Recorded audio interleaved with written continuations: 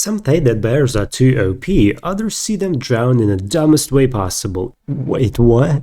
Do they swim? Holy shit. In either case, it needs to stop. But how do you stop the bears from drowning, invading your house, lurking in the bushes and hunting players? That's right, you don't. Getting down a bear the traditional way would likely get you killed. I mean, really, they are literally bulletproof. So you need to play it smart. You need some real stuff, some good old-fashioned bear traps. I mean, everybody needs a bear trap, and if your friends say you don't, they never met a bear. With these thoughts, I started looking for references. Lots of pictures of bear traps that come in all sorts of shapes inside this. This is all good, but heck, I don't even know how that thing works. I mean, I've seen bear traps in games and movies, but to actually understand the nitty-gritty of it, that is what I had to figure out. I found this video tutorial of making a key ring bear trap and thought, well, that's it. This is what I was looking for. The guy showed every little detail of how you can make a pocket bear trap, and it seemed relatively easy to replicate in Vintage Story Model Creator. I watched the video a couple of times and made a ton of screenshots which I saved in Figma. With enough pictures, it was the time to open the Model Creator, and boy had I not known where to begin.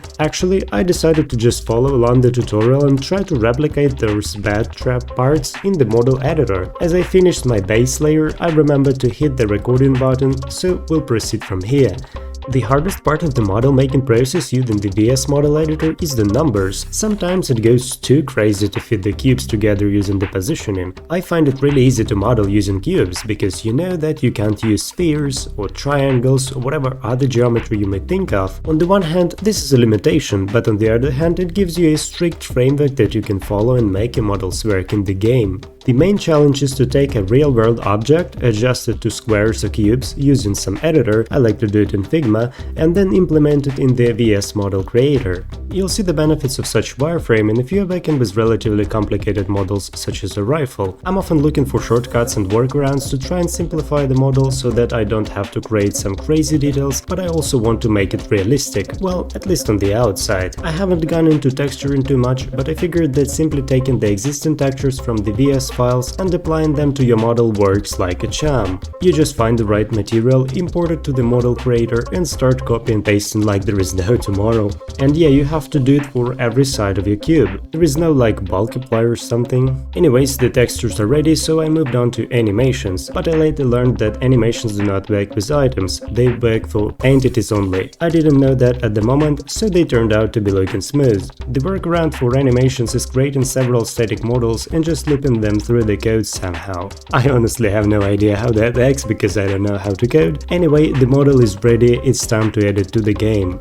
Now, that was really painful, okay? Adding it as a mode is where I struggled the most. I started with creating a bunch of folders that looks something like this, and yeah, you can pause it for a sec to study the structure, because it did took me a while to understand. Finally, after a ton of crashes, the model was added. I just had to type the .tf-edit command and started playing around with the GUI and hand positioning. I copy and pasted the code into a JSON file in the item types folder, re-uploaded the mode, and voila, the model is now in the game. Alright, so this is the bear trap. It has copper textures, but it can actually be any other metal. Depending on the type of the materials, you could make that trap last only a few hits or be infinite. Now, as much as I wanted to be in the game and actually work, I've only learned how to make models, but not turning into an actual functional mode. But hey, at least you can punch the bear with it, alright?